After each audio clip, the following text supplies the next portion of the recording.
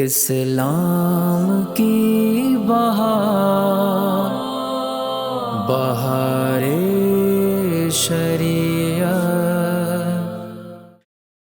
الحمد للہ رب العالمین والصلاة والسلام علی سید الانبیاء والمرسلین۔ ناظرین کرام، السلام علیکم ورحمۃ اللہ وبرکاتہ۔ میں ہوں آپ کا میزبان حافظ محمد طاہر قادری اور آپ دیکھ رہے ہیں IDS بہار شریعت۔ ناظرین کرام، علم میراث، یہ علم میراث بڑا اہم موضوع ہے۔ الحمدللہ IDS جہاں دیگر موضوعات پر یہاں زبردست پروگرام پیش کرتا رہا ہے، آج علم میراث یعنی کہ وراثت کے مسائل، اس پر انشاءاللہ بہت ساری گفتگو ہونی ہے۔ بہت سارے ایسے سوالات کہ ہو سکتا ہے کہ آپ کو بھی یہ مسائل درپیش ہوں، آپ پریشان ہو کہ یار یہ مسئلہ ہم نے بھی جاننا ہے، وراثت کا یہ مسئلہ ہمارے یہاں یہ معاملہ ہوا، یہ پرابلم ہوئی، کس سے جواب لیں؟ آپ کیوں پریشان ہوتے ہیں؟ IDS ہے نا، IDS بہار شریعت الحمدللہ آج علم میراث کے حوالے سے یہ خوبصورت بزم سجا کر بیٹھا ہے، اور ہمارے ساتھ جو شخصیت تشریف فرما ہے جو عالم دین ہے، ماشاءاللہ کمال گفتگو کرتے ہیں، اور آج آپ کو پتہ لگ جائے گا حضرت علامہ مولانا طاہر مدنی صاحب۔ السلام علیکم ورحمۃ اللہ وبرکاتہ۔ وعلیکم السلام ورحمۃ اللہ وبرکاتہ۔ علامہ صاحب، میں چاہوں گا کہ ابتداً علم میراث کے حوالے سے کچھ دو چار جملے ارشاد فرما دیں تاکہ ہمارے ناظرین کو اس موضوع کی اہمیت کا اندازہ ہو جائے۔ علم میراث اہم ترین علم ہے، اور حضور علیہ الصلاۃ والسلام نے اس کو نصف علم کہا ہے، آدھا اللہ علم۔ اکبر۔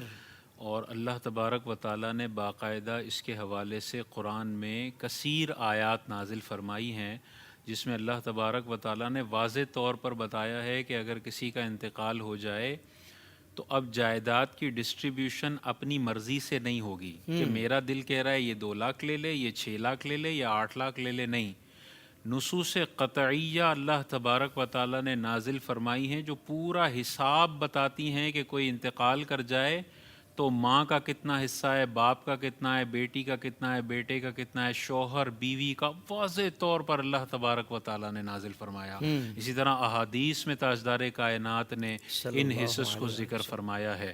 تو یہ ایک اہم علم ہے، اور ہر بندے کی زندگی سے یہ وابستہ ہے۔ صحیح۔ ہر گھر میں انتقال ہوتا ہے، مال موجود ہوتا ہے، اور اپنی مرضی سے جائیداد ڈسٹریبیوٹ کر کے چلے گئے ہیں، آج وہ قبر کے اندر شدید عذاب میں گرفتار ہوں گے۔ ان کی یہ تمنا ہوگی یا اللہ دوبارہ زندگی دے دے تو تیرے کہے مطابق اپنی پوری جائیداد تقسیم کرنے کی میں وصیت کر کے چلا جاؤں۔ سبحان اللہ۔ لیکن سبحان زندگی میں انسان ان مسائل کو اہمیت نہیں دیتا ہے۔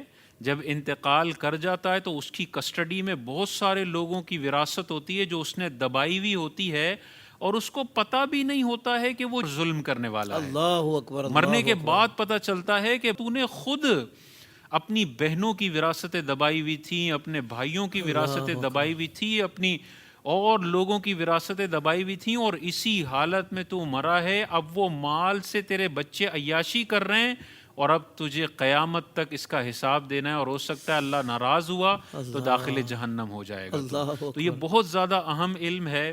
ہر بندے کو ضروری مسائل سیکھنے چاہیے تاکہ وہ اپنے بچوں کی اچھی تربیت کر سکے، اور قرآن کی ان واضح آیات پر خود بھی عمل کرے اور اپنی آنے والی نسلوں کو بھی عمل کروائے۔ سبحان اللہ۔ سبحان اللہ۔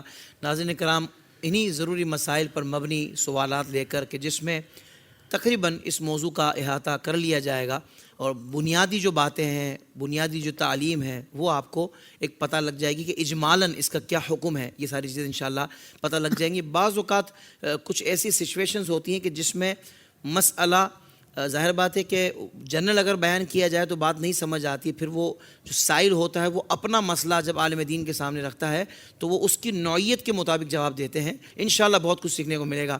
علامہ صاحب اجازت ہے تو سوالات کا آغاز کیا جائے۔ یہ ابتداً انتہائی اہم ترین سوال ہے کہ جس سے ناظرین کو مزید اس کی اہمیت کا اندازہ ہو جائے گا کہ مال کی وصیت کے بارے میں قرآن و حدیث میں کیا تعلیمات ہیں، اور اس کا دوسرا جز میرے سوال کا یہ ہے کہ کیا کوئی وصیت کرنا لازم بھی ہے مرنے سے پہلے، اور تیسرا جز یہ ہے کہ سب سے اچھی مال کی وصیت کیا ہوگی۔ یہ بہت اہم سوال ہے، اور آج کل مسلمان وصیت کے حوالے سے بڑے لا علم ہیں۔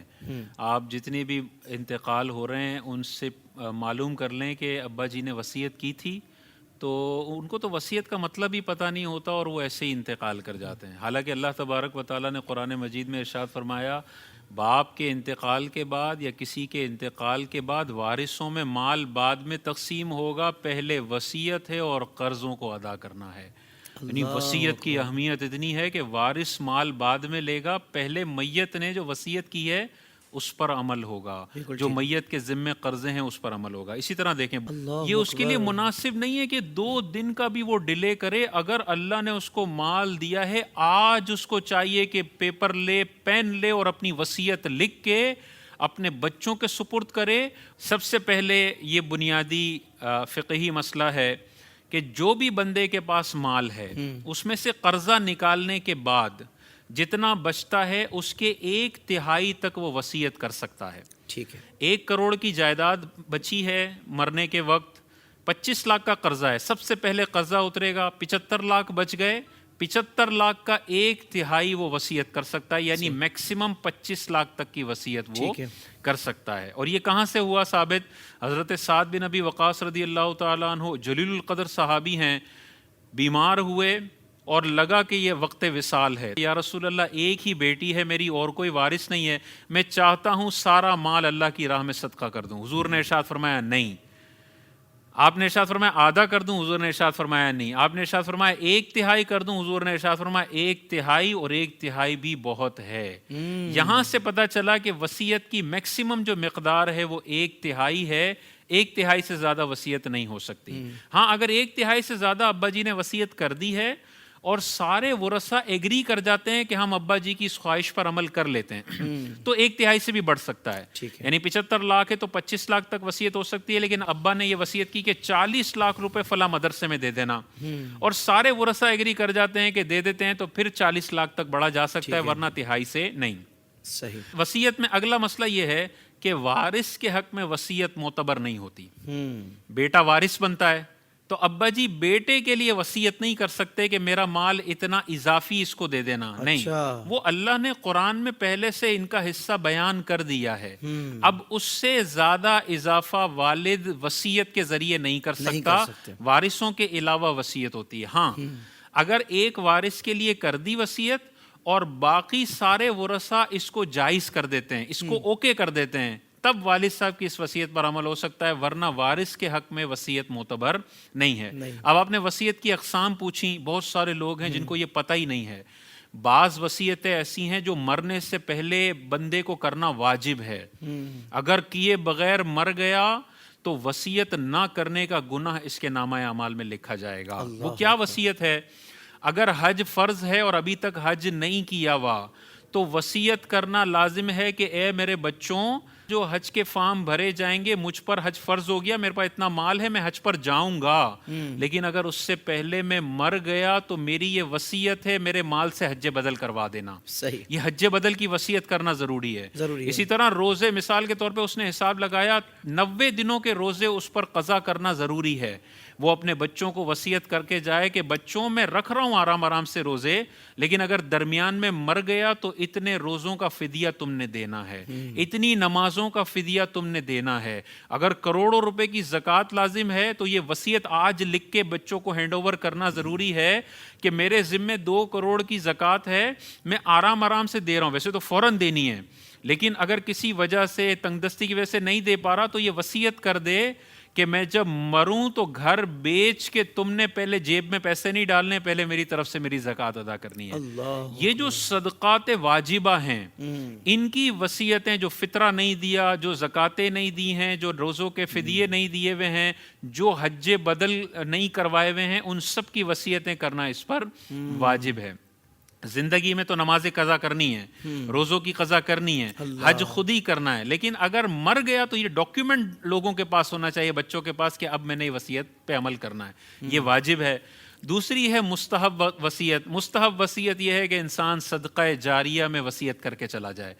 یعنی 75 لاکھ اس کے ہیں تو میکسیمم 25 لاکھ تک کی وہ وصیت کر سکتا ہے کہ یار فلاں جگہ پہ علماء تیار ہو رہے ہیں، یہ 25 لاکھ اس مدرسے کے محتمم کو دے دینا اور اسے کہنا کہ غریب سمجھدار طالب علم پر یہ 25 لاکھ لگائے تاکہ یہ بچے جب عالم بن کے ممبر پر بیٹھ کے قرآن حدیث سنائیں گے قبر میں اس ابا جی پر رحمتوں کا نزول ہوگا. کیا بات ہے. یہ سبحان اللہ. شاندار وصیت ہے سبحان کہ اللہ. بھائی میں اربوں روپے اپنے بچوں کے لیے تو چھوڑ کر جا رہا ہوں، لیکن میں کچھ ایسی وصیتیں بھی کر جاؤں کہ میں مر بھی جاؤں تو اس عالم کے شاگرد قیامت تک آئیں گے، مجھے قیامت تک اس کا ثواب ملتا رہے گا. سبحان اللہ. تو مدرسے کے لیے وصیت کر جانا، مسجد کے لیے وصیت کر جانا، علماء کی فلاح و بہبود کے لیے وصیت کر جانا، یہ سب سے مستحب اور شاندار وصیت ہے.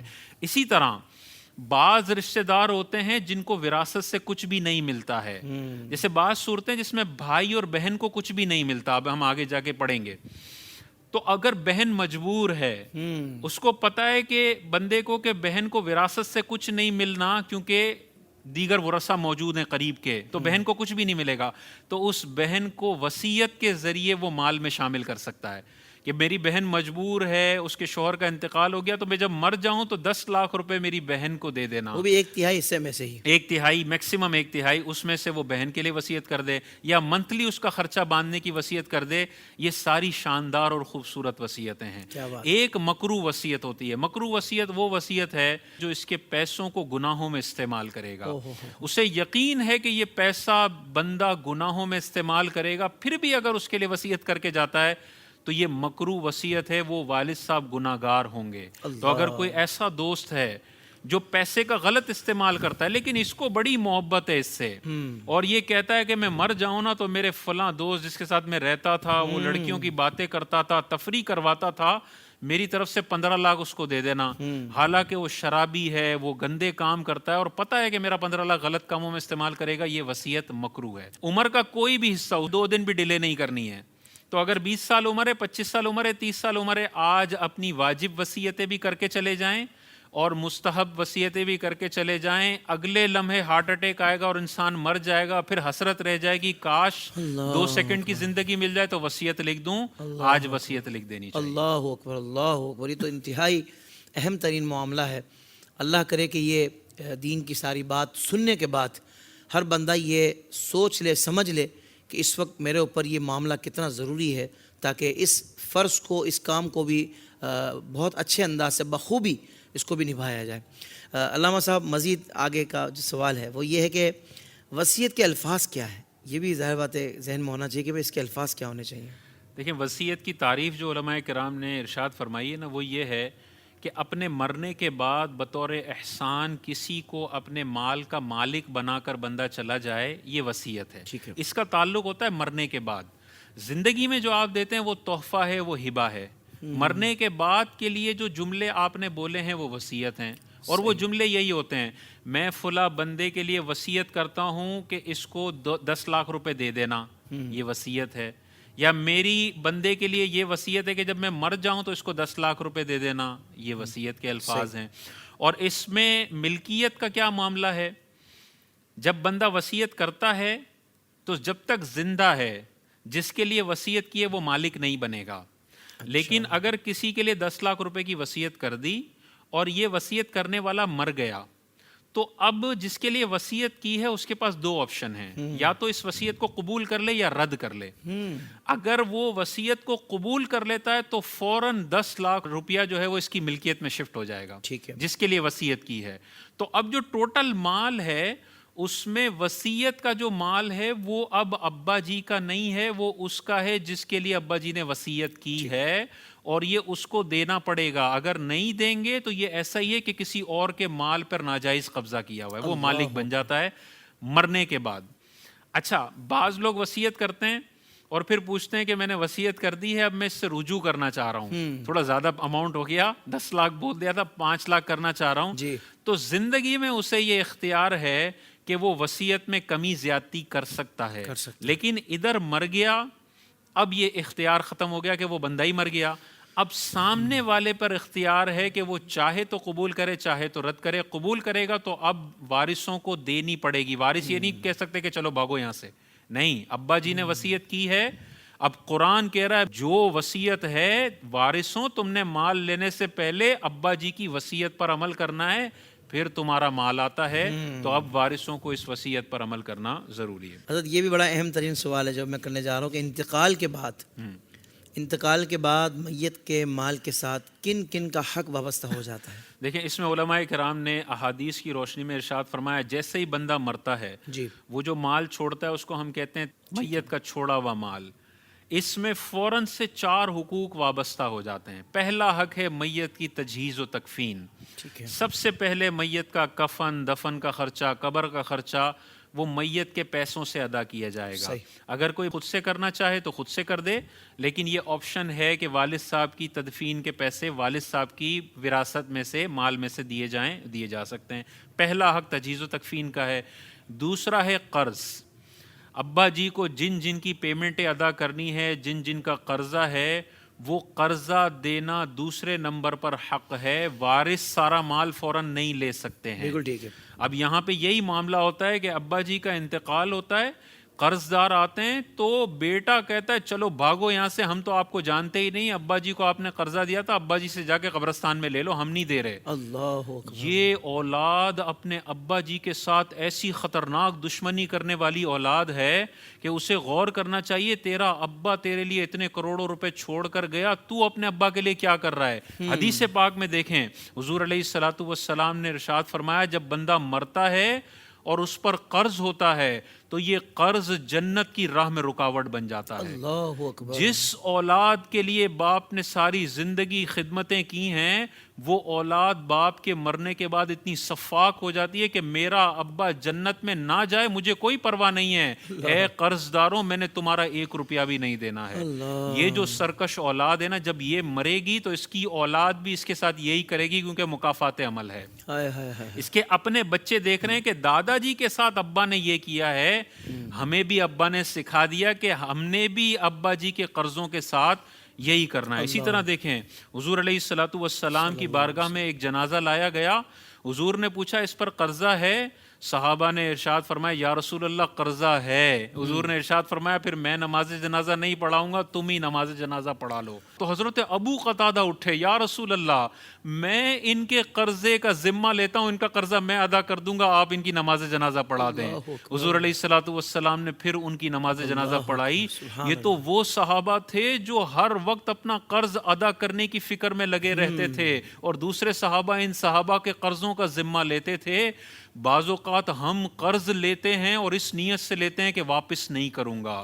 ایسے لوگوں کے لیے حدیث ہے، حضور علیہ الصلوۃ والسلام نے ارشاد فرمایا جو کسی سے قرضہ اس نیت سے لیتا ہے کہ واپس نہیں کروں گا، اللہ تبارک و تعالیٰ ایسے بندے کو تلف فرما دیتا ہے، تباہ و برباد فرما دیتا ہے۔ تو جو اس نیت سے قرضہ لیتا ہے کہ میں نے واپس نہیں کرنا، وہ تباہ و برباد ہو جاتا ہے۔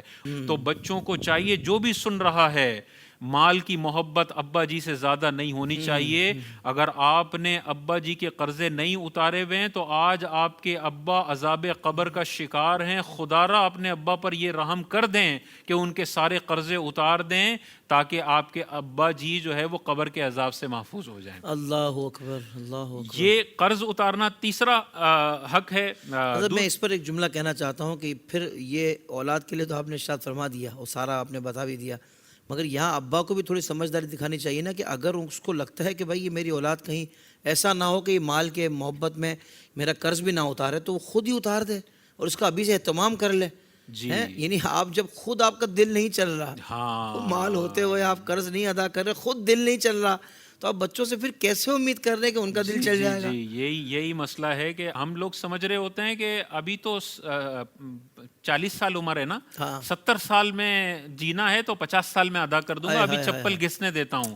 قبرستان جا کے دیکھیں جنہوں نے اپنی موت کی ڈیٹ رکھی تھی، ساری ان کی پلاننگیں، سارے قرضے اتارنے کی اور توبہ کے ڈیلے سب ختم ہو گئے، اللہ تعالیٰ نے سارے پلاننگ ختم فرما دی ہے۔ تو قرضے فوراً اتار دیں اور بچوں کو تاکید کریں کہ میں اگر مر جاؤں تو تم نے میرے قرضے لازمی اتار دینے ہیں۔ جو باپ اپنے بچوں کی یہ تربیت کرتا ہے نا، تو بچے بھی ایسے شاندار ہوتے ہیں کہ پہلے ابا جی کا قرض اتارتے ہیں۔ لیکن ابا جی اگر بچوں کو یہ سکھا کے جائیں کہ صرف تم نے مال جمع کرنا ہے، تو پھر وہ بیٹا اپنے باپ کا قرضہ نہیں اتارتا۔ تو پہلا حق ہے تجہیز و تکفین، دوسرا حق ہے قرضہ، اور تیسرے نمبر پر آتی ہے وصیت۔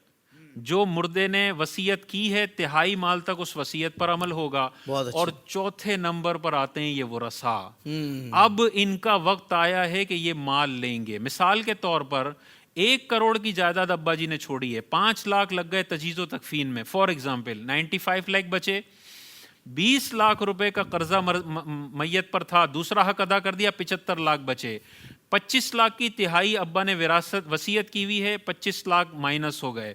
اب آخر میں جو 50 لاکھ بچے ہیں یہ وارثوں میں تقسیم ہوں گے.